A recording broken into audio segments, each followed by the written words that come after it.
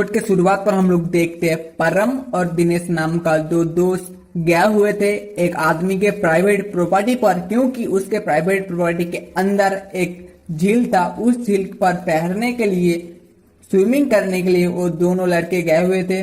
उनमें से जो परम था वही पानी पर घुसा था स्विमिंग करने के लिए, दिनेश खड़ा था ऊपर। और उसके बाद हम लोग क्या देखते कि पता नहीं कैसे उस परम का हो जाता है मौत पानी के अंदर। उसके बाद हमारे सीआईडी के कॉप्स वहां पर आते हैं और इस केस को इन्वेस्टिगेट करते हैं। और उसी टाइम पर उस प्राइवेट प्रॉपर्टी का मालिक, प्राइवेट जगह का मालिक वहां पर आ जाता है और वो आदमी दिनेश को बोलता है, देखो ये तो प्राइवेट एरिया है, रेस्ट्रिक्टेड एरिया है, तो तुम दोनों मेरे परमिशन के बगैर यहाँ पर क्यों घुसे। उसके बाद दिनेश बोलता है, हम दोनों ठीक है परमिशन के बगैर यहाँ पर घुस गए, लेकिन इसका मतलब ये नहीं तुम मेरे दोस्त परम का जान ही ले लोगे। उसके बाद हम लोग क्या देखते हैं, हमारे सीआईडी कॉप्स देखते हैं परम के शरीर पर किसी बहुत ही शक्तिशाली मछली के काटने का निशान है। मतलब शायद पिराना मछली के काटने की वजह से ही परम का हुआ है मौत।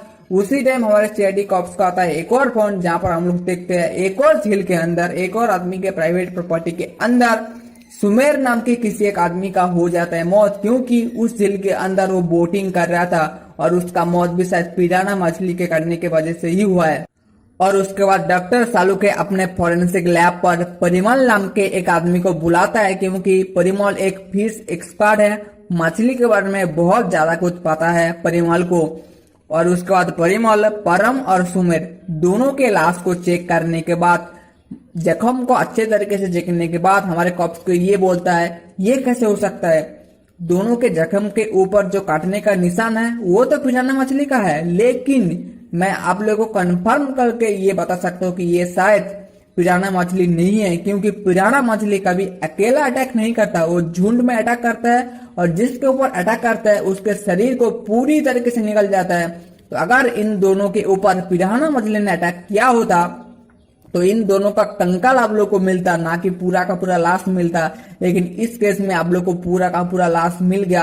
और दूसरी सबसे बड़ी बात, पिराना मछली इंडिया के वाटर पर जिंदा नहीं रह सकता है, वो इंडिया के वाटर पर तुरंत मर जाएगा। वो दूसरे कंट्री के वाटर पर जिंदा रह सकता है, लेकिन इंडिया के वाटर पर कुछ इस तरीके का मिनरल्स है जो कि पिराना मछली के लिए बिल्कुल सुइटेबल नहीं है, और पिराना मछली इंडिया के पानी पर जिंदा नहीं रह सकता। ये तो बिल्कुल हो ही नहीं सकता कि पिराना मछली ने इन दोनों के ऊपर अटैक किया है, लेकिन काटने के निशान बिल्कुल पिराना मछली के जैसा ही है।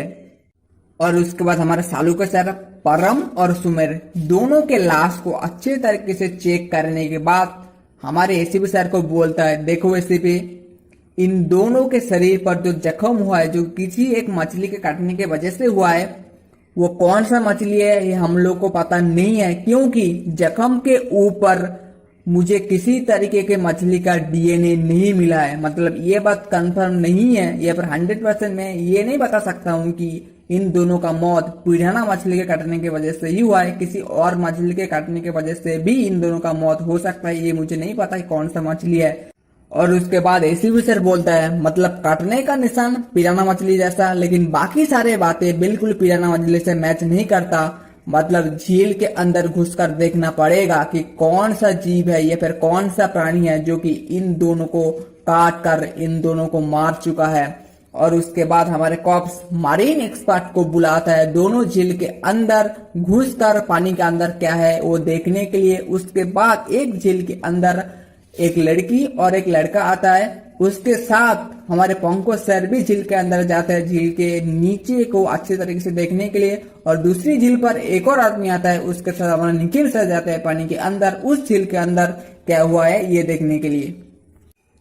और उसके बाद हम लोग देखते हैं सुमेर नाम का वो लड़का जिस झील के अंदर मर गया था पिराना मछली के अटैक के वजह से, उस झील के अंदर हमारे सचिन सर और विद्युत नाम का एक मारीन एक्सपर्ट पानी के गहराई तक जाते हैं उस पिराना मछली को ढूंढने के लिए। लेकिन वहां पर भी पता नहीं कैसे हमारे निखिल सर के ऊपर और विद्युत सर के ऊपर भी उस पिराना मछली ने अटैक कर दिया था, जिसके वजह से उन दोनों के शरीर से बहुत ज्यादा खून निकल रहे थे। उसके बाद सचिन सर वहां पर बुलाता है एम्बुलेंस और दोनों को हॉस्पिटल पर एडमिट कर देते हैं। उसके बाद हम लोग को दिखा जाता है दूसरा झील जहां पर मौत हुआ था परम का, वहां पर पहले पंकज सर पानी से बाहर आ जाते क्योंकि पंकज सर भी पानी के अंदर कूदा था, लेकिन पंकज सर को उस पानी के अंदर कुछ भी मिला नहीं। लेकिन बाकी दो एक्सपर्ट, मरीन एक्सपर्ट, जिनमें से एक लड़का और एक लड़की, वो दोनों जाते हैं पानी के बिल्कुल गहराई तक और वहां पर उन दोनों को मिलता है एक जंजीरा और वहां पर एक मछली का कंकाल भी हमारे उन दो मरीन एक्सपर्ट को मिलता है। और उसके बाद ऑपरेशन होने के बाद निखिल सर और विद्युत दोनों को आता है होश। निखिल सर हमारे कॉप्स को ये बोलता है, सर मैं जब पानी के गहराई तक जा रहा था तभी अचानक पानी के अंदर मुझे मिला था एक बॉक्स का टूटा हुआ सील, और मैं जब वो सील लेकर ऊपर आने की कोशिश कर रहा था आप दोनों को वो सील देने के लिए, तभी पता नहीं कैसे उस पानी के अंदर एक धूल का तूफान आया और हम दोनों के ऊपर शायद पिराना मछली ने अटैक कर दिया था। और उसके बाद हमारे सालू के सर, परम, सुमेर, विद्युत और निखिल सर चारों के शरीर को अच्छे तरीके से चेक करने के बाद हमारे कॉप्स को ये बोलता है, इन चारों के शरीर पर जो जख्म मिला है, जख्म का निशान इन चारों के शरीर पर हुआ है, वो एक ही मछली के कटने की वजह से हुआ है, लेकिन वो मछली शायद पिराना मछली नहीं है, क्योंकि जख्म के ऊपर मुझे सिर्फ इन चारों लोगों के रेड ब्लड सेल मिला है, लेकिन मछली का कोई भी डीएनए नहीं मिला है। मतलब ये पिराना मछली हो ही नहीं सकता, क्योंकि अगर पिराना मछली ने इन चारों को काटा होता तो इनके शरीर पर या फिर जख्म के ऊपर पिराना मछली का सलाई भी हम लोग को मिलना चाहिए था, जबकि ऐसा नहीं हुआ है। मतलब ये कोई और ही मछली है जो कि इन चारों को काट कर उनमें से दोनों का मर्डर कर दिया। और इसके बाद हमारे कॉप्स को दो झील के अंदर मिला था दो अलग अलग बॉक्स, और दो बॉक्स के ऊपर लिखा हुआ था दो अलग अलग नंबर। मतलब ये दोनों के दोनों बॉक्स किसी और जगह से कुरियर के माध्यम से मुंबई पर भेजा गया था। उसके बाद हमारे कॉप्स जाते हैं उस कुरियर कंपनी में जहां पर ये बॉक्स भेजा गया था किसी और जगह से, और उस कंपनी से हमें ये पता लगता है कि ये दो बॉक्स उसके साथ साथ एक और बॉक्स शिप से हो गया था गायब। मुंबई पहुंचने से पहले, हमारे कंपनी तक आने से पहले समुद्र के अंदर शिप से ये तीनों के तीनों बॉक्स हो गया था गायब। ये बॉक्स मुंबई तक पहुंचाई, और कुरियर कंपनी से हमें यह भी पता लगता है कि मुहारा द्वीप से तीनों के तीनों बॉक्स भेजा गया था रुसानी नाम के किसी एक लड़की के लिए, और उसका रुसानी का एड्रेस भी हमारे कॉप्स को दे देते हैं कुरियर कंपनी वाले। और उसके बाद हमारे कॉप्स जाते हैं रुसानी के घर पर, जहां पर हमारे कॉप्स के साथ मुलाकात होता है फिर से एक बार टीना नाम के उस लड़की का, जो कि एक मरीन एक्सपर्ट है। और ये टीना कौन है पता है? टीना वही लड़की है जो कि परम नाम के उस लड़के का मौत जिस हिल पर हुआ था, वहां पर पंकज सर और एक और लड़के के साथ पानी के अंदर कूदा था। जो लड़की वही है टीना। मतलब इस केस के सिलसिले में टीना के साथ हमारे कॉप्स पहले भी मिल चुका है, और टीना से हमें ये पता लगता है कि रुसानी मेरी मौसी है। उसके बाद टीना कॉलेज जाने के चक्कर में वहां से चले जाता है, और टीना के घर पर रुसानी के साथ साथ टीना का मॉम डैड भी रहता था। टीना के डैड से हमें ये पता लगता है कि एक हफ्ता पहले सालवा द्वीप पर ठीक इसी तरीके के मछली का अटैक हुआ था, क्योंकि ये रुसानी भी एक मरीन एक्सपर्ट है, तो सालवा द्वीप पर वो कुछ काम करने के लिए गया हुआ था, और उसके ऊपर भी एक मछली ने अटैक कर दिया था, जिसके वजह से रुसानी अब कोमा में है। उसका पूरा का पूरा शरीर हो गया है पैरालिसिस। और उसके बाद टीना के मॉम डैड को नहीं पता है वो तीनों बॉक्स रुसानी के लिए किसने भेजा और क्यों भेजा गया था। और हमारे सज्जन सर को रुसानी के घर के अंदर से मिलता है किताब। उस किताब के अंदर मुंबई के सारे लेक, नदी, समुन्द्र सबके बारे में बहुत ही अच्छे तरीके से लिखा हुआ था, पूरे डिटेल्स में लिखा हुआ था उस किताब के अंदर। तो सचिन सर उस किताब को अपने साथ ले लेते हैं, और उसके बाद हमारे कॉप्स जाते हैं मुहारा द्वीप के उस पार्सल कंपनी में जहां से ये बॉक्स भेजा गया था। और कुरियर कंपनी से हमें ये पता लगता है कि ये तीनों के तीनों बॉक्स भेजा था मार्को नाम के किसी एक आदमी ने। लेकिन बॉक्स के अंदर क्या है ये हम लोगों ने खोल कर नहीं देखा, क्योंकि मार्को हमारा रेगुलर कस्टमर है। वो हमेशा से ही हमारे कुरियर कंपनी से ही अपना कुरियर भेजता था दूसरे जगह पर, तो हम लोगों ने खोल कर नहीं देखा कि बॉक्स के अंदर क्या है क्या नहीं है हम लोगों ने। और उसके बाद हमारे कॉप्स उस कुरियर कंपनी पर लगा हुआ सीसीटीवी कैमरा के फुटेज से पता कर लेते हैं कि शायद मार्को किसी सोने के खान पर काम करता है, क्योंकि सीसीटीवी कैमरा के फुटेज पर ये साफ साफ दिख रहा है मार्को के बैग के अंदर था एक पीला कलर का हेलमेट और एक बड़ा सा टॉर्च लाइट, जो कि सोने के खान पर जो वर्कर्स काम करता है वो लोग ही यूज करता है, तो शायद ये मार्को सोने के खान पर काम करता है। और आप लोगों को तो पता ही है कि मार्को ने 3 बॉक्स भेजा था कुरियर कंपनी से मुंबई में, लेकिन उनमें से 2 बॉक्स हमारे कॉप्स को मिल गया, लेकिन तीसरा बॉक्स अभी भी हमारे कॉप्स को नहीं मिला। लेकिन हमारे एसीपी सर रुसानी के घर पर जो किताब मिला था उसके अंदर उस किताब को अच्छे तरीके से चेक करने के बाद, किताब को अच्छे तरीके से पढ़ने के बाद अपने डिटेक्टिव स्किल से पता कर लेते हैं कि किसी लेक पीपी पर ये तीसरा बॉक्स छुपाया गया है।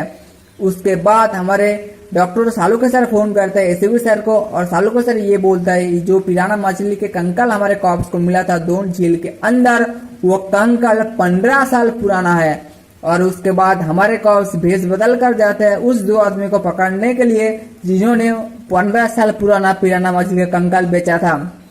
और उन 2 आदमी से हमें ये पता लगता है कि जी हाँ, एक आदमी आया था जिसका नाम है मार्को, मतलब मार्को ने ही वो 15 साल पुराना पिराना मछली का कंकाल खरीदा और 2 झील के अंदर फेंक कर आया था हमारे कॉप्स को गुमराह करने के लिए। उसके बाद हमारे कॉप्स जाते हैं मार्को का दोस्त संपत से मिलने के लिए, और संपत से हमें ये पता लग जाता है कि मार्को कहाँ पर काम करता है। और उसके बाद हमारे कॉप्स जाते हैं उस रिसर्च सेंटर पर जहाँ पर ये मार्को काम करता है। और उसके बाद रिसर्च सेंटर का मालिक हमारे कॉप्स को ये बोलता है कि मुझे तो यकीन ही नहीं हो रहा है कि मार्को जैसा इतना अच्छा वैज्ञानिक, जीव वैज्ञानिक ये घटिया काम कर सकता है। और उसके बाद वहां पर आता है मार्को का असिस्टेंट, और मार्को का असिस्टेंट कौन है पता है? ये कोई और नहीं बल्कि वो लड़की टीना ही है। टीना से हमें ये पता लगता है कि मैं डिग्री पाने के लिए ही ये सब कुछ कर रहा था, और मार्को जैसे ऐसा बोलता था मैं ऐसा ऐसा करता था। और उसके बाद टीना हमारे कॉप्स को बोल दिया था गिगी झील से मार्को और उनके आदमी कब वो बॉक्स लेने के लिए आएगा।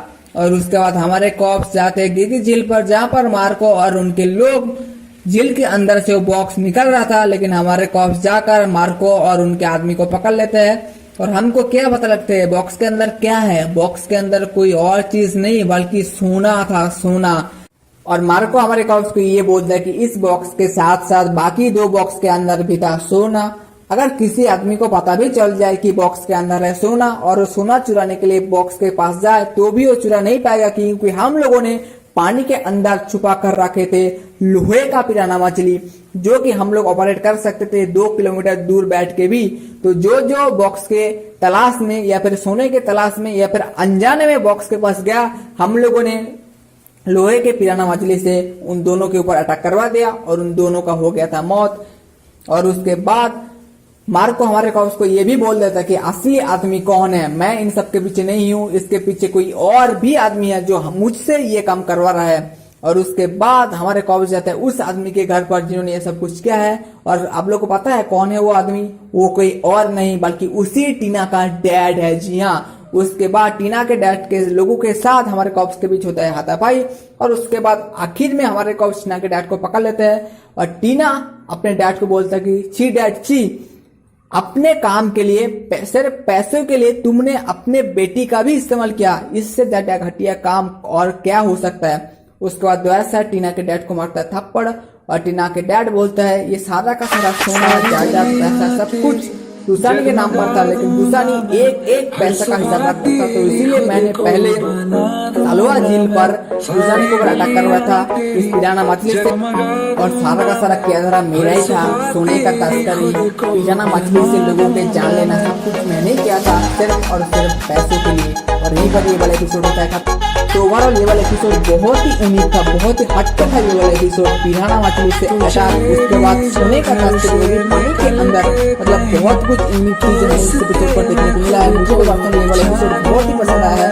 अगर आपने ये वाला एपिसोड अभी तक नहीं देखा है, ये मुझे डिस्क्रिप्शन में दे दूंगा, आप लोग जाकर इस एपिसोड को देख दूंगा, और मैं यही रिकमेंड करूंगा आप लोग जाए इस एपिसोड को देखें, क्योंकि बहुत अच्छा एपिसोड आई है। तो मैं बोलता हूं आप लोगों ने सॉरी रेटिंग देना नहीं भूल गया। मैं 5 में से 4.95 स्टार इस एपिसोड को जरूर दूंगा, क्योंकि ये वाला एपिसोड बहुत ही अच्छा था। और मैं बोलता हूं आप लोगों को नेक्स्ट वीडियो पर इसका अगले एपिसोड के वीडियो